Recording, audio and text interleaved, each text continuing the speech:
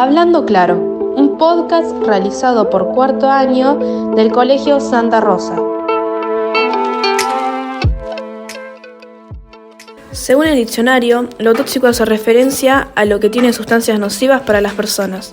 En relaciones interpersonales, se refiere a un vínculo que es destructivo para la autoestima, la salud emocional y el bienestar de las partes involucradas. ¿Existen las relaciones tóxicas? ¿Está bien llamarlas así? Nosotras preferimos pensar en vínculos saludables. Invitamos a los profesionales para que nos aclaren estos conceptos. Buenos días. Hoy en el programa Hablando Claro, en el episodio de Exponiendo Relaciones, trataremos las relaciones tóxicas, con nuestras entrevistadoras Milena, Alina, Gianela y yo, Clara, acompañadas de los psicólogos Iñaki del Valle y Yamila Vázquez. Iñaki del Valle es licenciado en Psicología por la Universidad de Buenos Aires, estudiante de la maestría en Clínica Psicoanalítica por la Universidad de San Martín. Aparte de esto, psicólogo en Centronar y en la Guardia de Salud Mental del Hospital de Chivilcoy. Yamila Vázquez, licenciada en Psicología por la Universidad de La Plata, profesora de Psicología y trabajadora social. Psicóloga en Casapuente, orientadora educacional en una escuela primaria y profesora en 2 escuelas secundarias. Bueno, bienvenidos Iñaki y Yami a este capítulo de Exponiendo Relaciones. ¿Cómo están? ¿Cómo se sienten? Bueno, muchas gracias por la invitación en primera instancia. Bien, entonces vamos a ver de qué se tratan las preguntas un poco. A mí me gusta como improvisar, así que vamos a ver qué sale también. Vamos a ver qué sale en este diálogo. Bueno, buen día y muchas gracias por la invitación.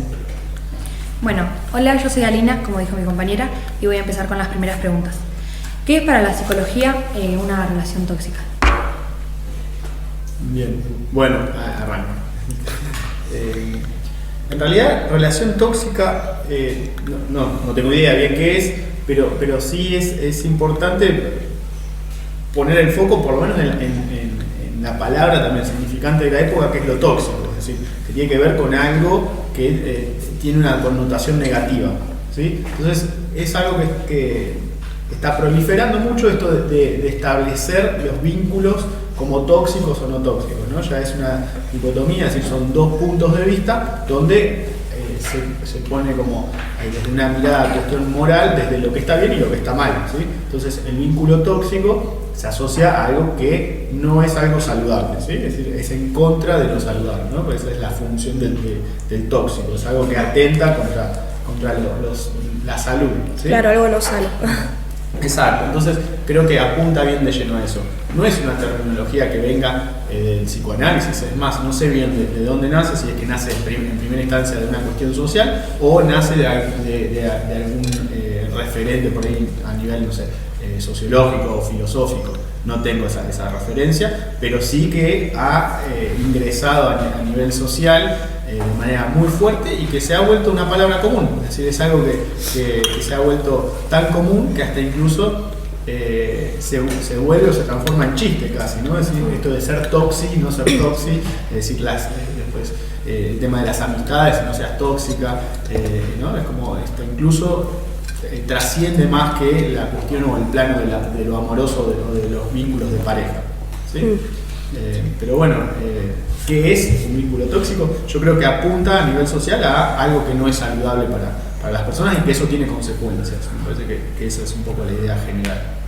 Sí, y un poco sumando esto, me parece que, como dijo Iñaki, es como muy característico en el hablar de hoy en día de los jóvenes, esto de sos tóxico o no sos tóxico, o en esto de la forma de vincularnos, y justamente lo que se hace es correr el foco en esto, en la forma que tenemos de vincularlo con nosotros, ¿no?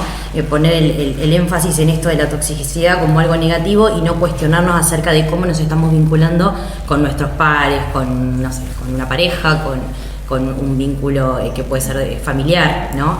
Entonces corremos un poco el eje o el punto de reflexión que me parece que es lo importante, que tiene que ver con cómo nos vinculamos con nosotros. Ya con lo que dijiste recién, ¿para ustedes solamente se da en los vínculos de pareja o también puede ser de amistad o familia?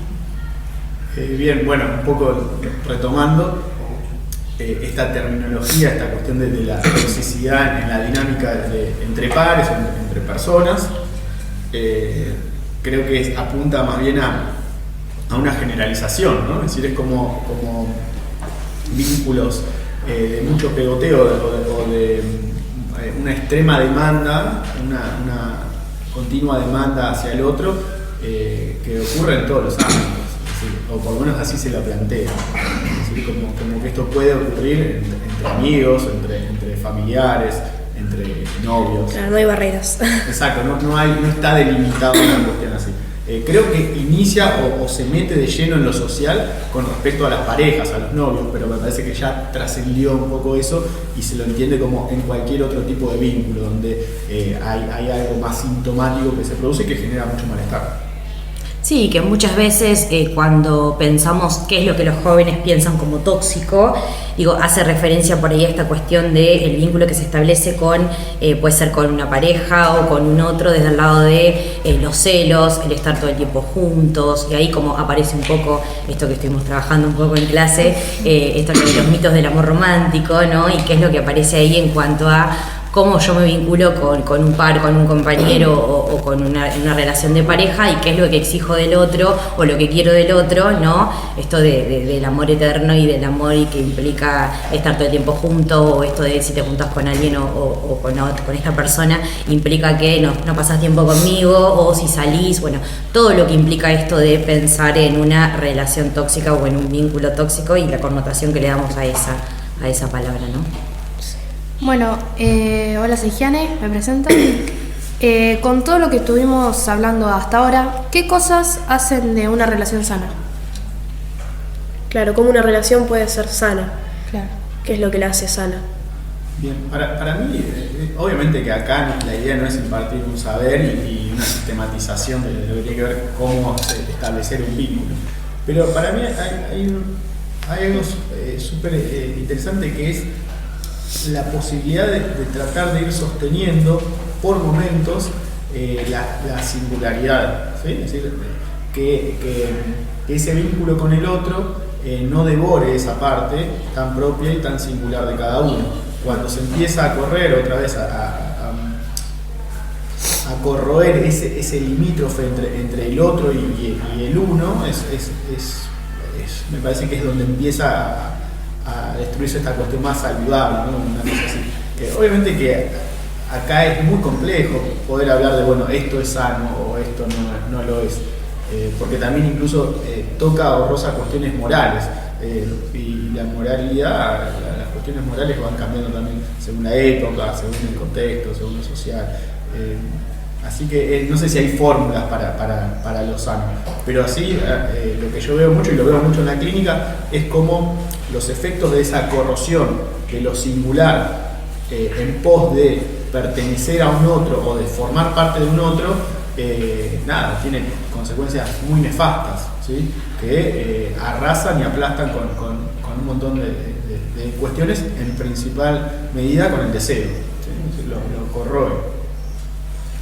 Y yo llevado, digamos, a lo que por ahí puedo observar de mi práctica con alumnos y alumnas, desde el rol de profe, aparece a veces mucho esta cuestión en esto de establecer vínculos con los otros, esta idea de que por ahí el otro va a venir a completar o a llenar algo, un vacío mío, ¿no?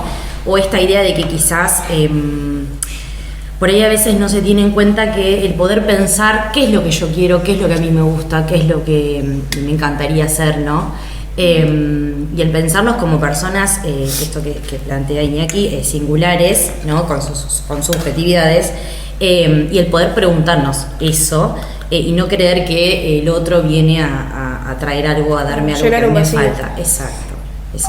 Parece que eso es importante, pero bueno, es un poco complicado de responder, ¿no? Que cómo sería un buen vínculo o esto que preguntó Gianni. Bueno, y hablando de sano, hasta ahora, pasemos a la parte mala, que sería cómo noto lo tóxico y cómo salgo de eso. Bien, bueno, un poco sigo con la misma línea de lo anterior, ¿no? Como contrapunto. Lo tóxico, así como esta cuestión, se nota en eso, en cuando empiezan a modificarse demasiado gustos o intereses personales en pos de seguir en vínculo con el otro. Claro, cuando cambias tu forma de ser para Por esa ejemplo, persona. cuando cambias tu forma de ser, cuando empezás no sé, a modificar con quién te juntás, cuando empezás a meterte extremadamente de lleno en un interés que antes ni siquiera existía. cuando empezás a renunciar a algunos placeres o algunos intereses propios, incluso hasta cuestiones de la propia imagen, ¿no? De la constitución de la propia imagen. Es decir, empezás a modificar, por ejemplo, no sé, la forma en la que uno se viste en pos de seguir bajo la idea del deseo del otro, es decir, bajo a pertenecer a su interés, ¿sí? Y eso se verifica y uno mismo puede hacer hasta una especie de ejercicio de autoanálisis, o también a veces tener la referencia de un buen amigo, de algún familiar o de alguien que uno lo conozca de hace más tiempo y decir, che, esto que estoy haciendo tiene algo que ver conmigo, o me estoy metiendo muy de lleno con algo que no tiene absolutamente nada que ver conmigo, solamente para pertenecer a la vida del otro. Y esos son pequeñas señales, son pequeños indicadores. Por lo general, muchas veces el efecto de esa primera etapa de enamoramiento borra todas esas posibilidades de poder captar eso. Si uno queda un poco embelesado por la situación, por ese afecto que nos invade en el cuerpo de lo amoroso, y cuesta verlo. Pero bueno, no significa que ir a ver una película que uno jamás hubiese ido a ver porque nos invitaron, significa que ya estamos dentro de un mundo de todo, sino no, nada que ver, ¿no? Uno va cediendo a algunas cuestiones, incluso va conociendo un poco el mundo, ¿sí? Así uno conoce el mundo a partir de esa heterogeneidad con la que se encuentra en el otro. Exacto, sí, por eso digo, me parece que lo principal es entender cuando nos invaden un demasiado de algo, ¿sí? Ese demasiado, ese exceso es siempre un indicador, pero muchas veces es muy difícil verlo. Sí, esto que por ahí aparece, ¿no?, en el grupo de amigos, esta cuestión donde deberías hacer esto, o deberías dejarlo, o deberías correrte de ahí, que muchas veces es difícil y uno no entiende desde afuera cómo puede ser que no vea determinadas cuestiones, o que la persona siga actuando de esa manera, o siga como dependiendo del otro, o haciendo cosas que antes no hacía por el otro. Yo siempre les digo que una forma, porque por ahí la pregunta es, bueno, ¿cómo ayudo al otro? ¿No? O esto, no quiere ir al psicólogo, aparece enseguida esa cuestión.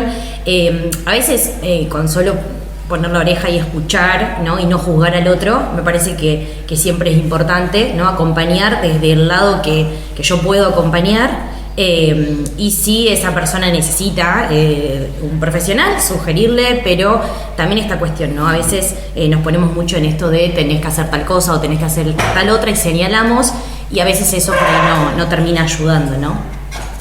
Claro. Bueno, ahora que las redes sociales son el nuevo mundo, básicamente, ¿ustedes creen que fomentan los celos las redes sociales?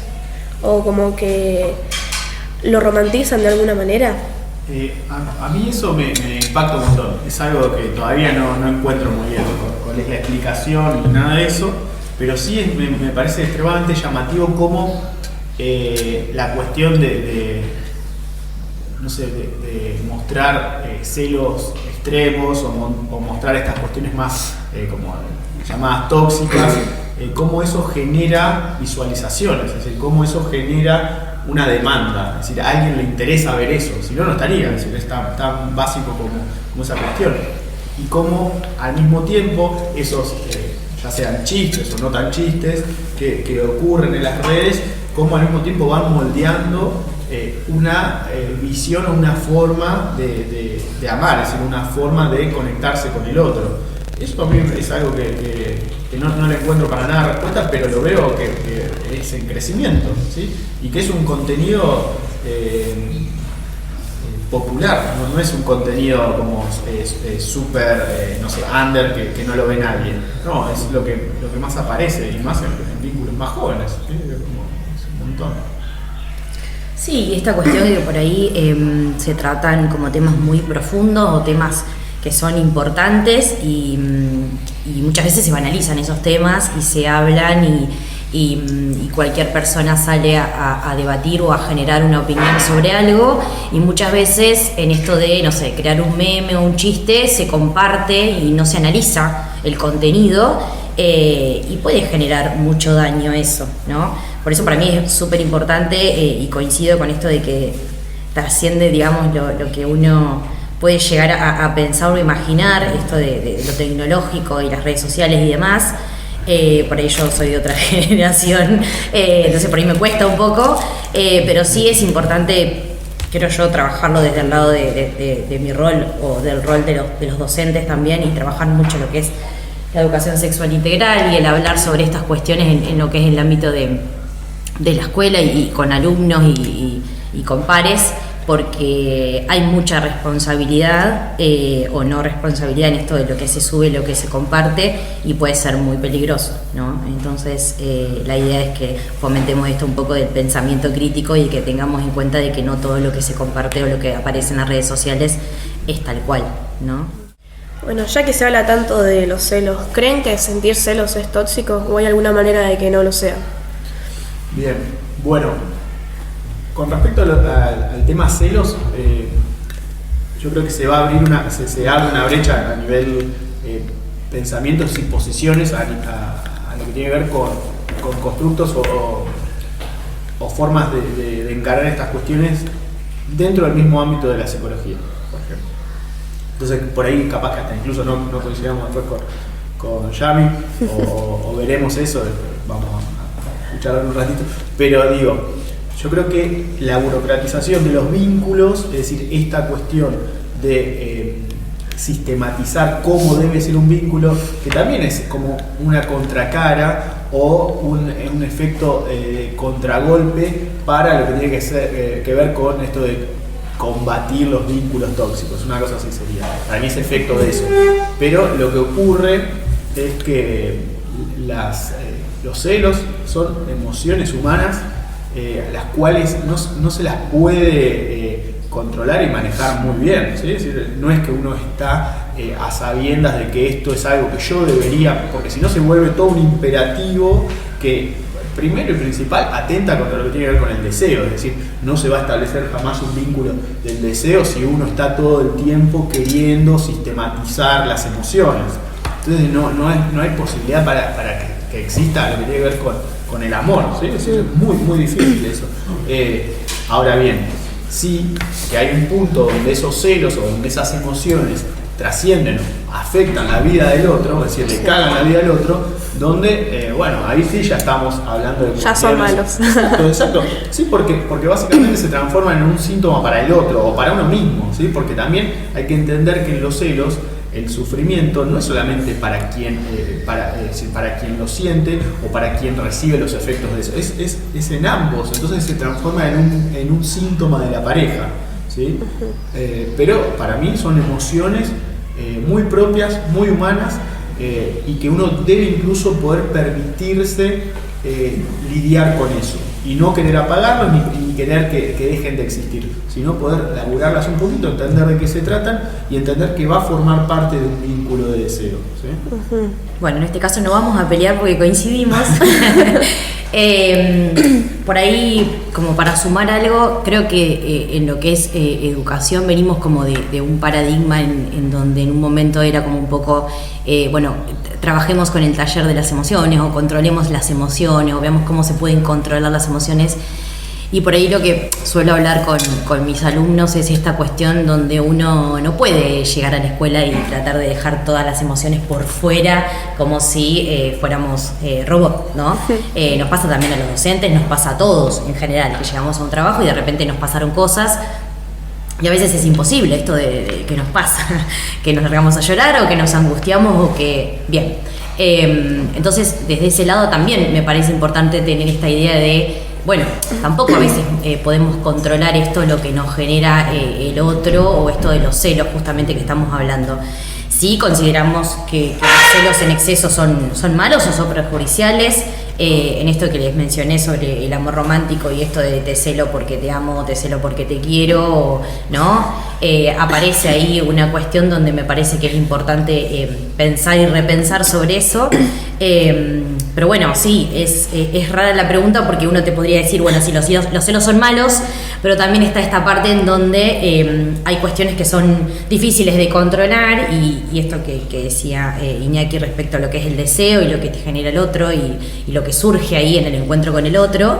Pero bueno, me parece que tenemos que seguir trabajando con esto de basta de querer que controlemos todo el tiempo lo que sentimos, porque tampoco es la idea. No queremos formar alumnos o personas que estén todo el tiempo controlando o poniéndole nombre o etiqueta a eso que les pasa, porque a veces ni siquiera los adultos sabemos qué es lo que nos pasa, ¿no? Sí. Bueno, hola, yo soy Milena y una de mis preguntas era ¿por qué la persona cuando está en un vínculo tóxico se siente como atrapado, ¿no? Atrapado en esta relación. No se puede salir.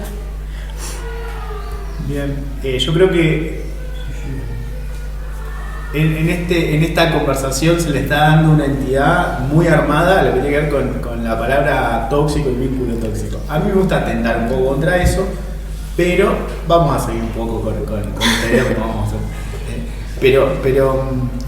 Pero sin duda que cuando se llega a esos extremos, donde las cosas empiezan a ir un poco de las manos y uno empieza a generar como una especie de complementariedad, y lo ponemos entre muchas comillas porque en realidad eso no es posible, pero cuando uno se crea de manera forzosa la idea de complementariedad, también hay un punto donde ya se dificulta mucho tomar distancia de ese otro, ¿sí? Entonces, entre las personas que forman parte de ese vínculo, entre estas dos personas que forman parte de ese vínculo, se dificulta mucho tomar una distancia posible que les permita, como decíamos al principio, respetar esas singularidades, ¿sí? Esa heterogeneidad que nos compone. Hay una canción que es muy buena de Dylan, no sé si la conoces, se llama Cirugía. No sé Sí, si bueno, están al tanto de eso. Sí, en una clase con el profesor la trabajamos de este tema también. Lo hablamos de lo loco que era la canción, de lo tóxico que era. La investigamos de la dependencia que tenía el chico por ella y bueno, hablamos mucho, la trabajamos bastante esta canción para este tema, para este podcast. Una casualidad, pero está muy buena esa canción para poder captar algo de eso, de esto que uno dice, bueno, desde qué punto me quiero separar del otro, cuando en realidad lo necesito que forme parte de mí. Es decir, al punto tal, eso es una cuestión ahí un poco bizarra de la canción, bien literal, de querer hacerse una cirugía que lo mantenga atado al otro. Sí. ¿Sí? Hay varias películas, ahora no se me ocurre ninguna, pero hay varias películas que juegan un poco con eso. Hay una de Almodóvar, no me acuerdo cómo se llama, creo que se llama Átame, literal, y que juega un poco con eso. Hay otra, toca otros temas también, pero se llama La piel que habito, que también toca un poco esa cuestión, ¿sí? Sí. Y es súper interesante. Entonces uno dice, bueno, ¿por qué no me puedo separar del otro? Yo creo que ahí hay demasiadas respuestas posibles. Y esas demasiadas respuestas posibles se encuentran por ahí en un camino de análisis, ¿sí? Eso es medio... Una cosa, ya que sacaste vos el tema de la canción, te quería preguntar, para vos, ¿a qué hace referencia con decir que por vos voy en misión suicida? ¿A qué hace referencia ese verso de la canción? Para mí, esa parte yo la pienso de este lado, que realmente hay un punto que tiene que ver con lo que se denomina pulsión de muerte, que es alcanzar el grado de total... Dependencia. Sí, o de total unión con el otro, ¿sí? Esa unión total, donde justamente si hay dos personas que se unen en esa fantasía loca de ser uno, es que justamente uno muere, ahí está la muerte del otro, ¿sí? Esa fusión de esas dos heterogeneidades que uno cree, o en este caso a nivel patológico, se cree como posibilidad de respuesta al amor, bueno, es al mismo tiempo implica la eliminación del otro, ¿sí? Es decir, se pierde la heterogeneidad en eso de alcanzar eso. Voy en misión suicida, es decir, por vos hago hasta lo imposible. Exacto, es la unión total hasta que se pierda. A mí me gusta mucho la palabra litoral, que es como una especie de límite, pero donde no es tan marcado, ¿no? Como es una cuestión así, donde se pierde hasta ese punto donde se fuman los límites. Entonces, justamente atenta contra la vida propia, es decir, es impresionante, y la vida del otro, es decir, vamos hasta el final. Sí. Bueno, a mí más que responder, yo me gustaría saber ustedes qué piensan de esto. De la pregunta que hizo Milé. Sí. ¿Qué pensamos, no? Digo, si se puede salir de un vínculo, como ustedes dicen, tóxico. Yo creo, en lo personal, que cuesta demasiado terminar salir de eso porque ninguna herida sana sin cicatriz. Entonces es algo que por más que vos pudiste salir de eso, siempre te va a quedar algo de ese vínculo tóxico que tuviste, ya sea con una madre, con un padre, con una pareja, sea el vínculo que sea, yo creo que siempre algo te va a quedar. Además, el entender que estás en un vínculo tóxico, porque no es lo mismo mirarlo desde nuestros pies, ¿no? A verlo desde afuera. La persona a veces no se da cuenta. Claro, ¿cómo le haces entender al corazón? Ponele que esa persona no te ama, ¿entendés? Y que te está maltratando o humillando con la otra persona.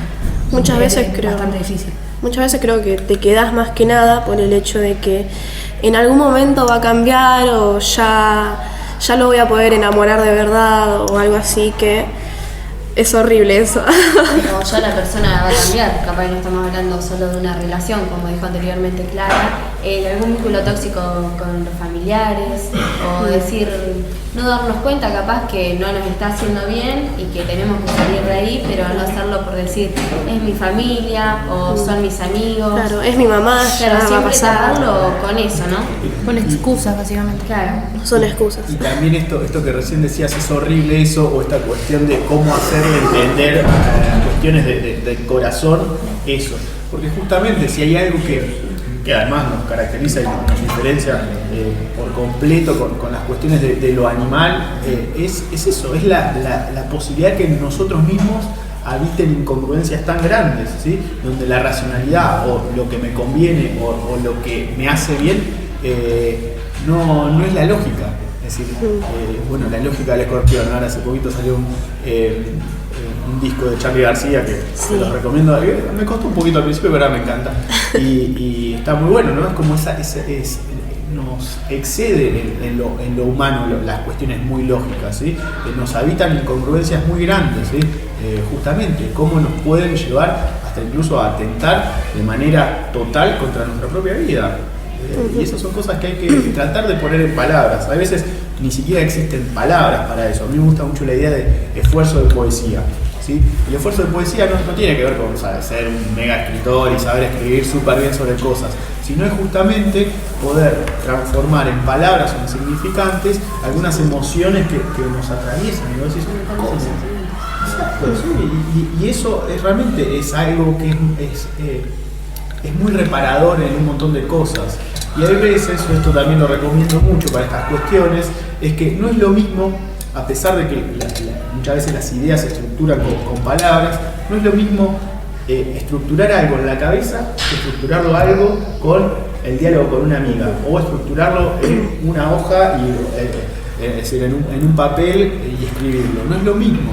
Y se produce un alivio cuando uno pasa eso de la cabeza, porque además los pensamientos son simultáneos, eso es muy difícil, a cuando uno lo pasa a otro ámbito.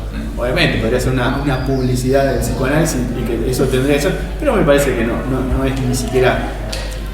Es más, yo no soy muy partidario de que todo el mundo tiene, eso desde mi punto de vista es una pavada. Sí que hay que en momentos determinados por ahí es posible, pero me parece que esto de transformarlo en otra lógica, que no sea la lógica de la cabeza y de lo interno y del diálogo propio, con otras, con este esfuerzo de intentar poner algo de eso en palabras. Es un intento que no se alcanza, ¿sí? Es un intento fallido. Por eso es que se llama esfuerzo de poesía, es un intento de algo de eso. Ahora, en ese intento se producen cosas, y además se producen a veces cosas bellísimas, ¿sí? Esto que recién decía la compañía, esto de mi corazón, ¿cómo hago? Bueno, eso es una expresión de un esfuerzo, es decir, bueno, ¿cómo hago para poner en palabras esa división que ocurre en mí? Es decir, eso me parece algo que está bueno, es un ejercicio súper lindo, ¿sí? Y súper, no sé, ordenador también. Bueno, muchísimas gracias por haber venido. Bueno, creo que hablo por todas al decir que estamos agradecidas de que nos hayan podido dar su opinión y punto de vista. Y bueno, la verdad, la pasamos muy bien acá, en este pequeño espacio. Te invitamos a seguir escuchando todos los capítulos del podcast Hablando Claro.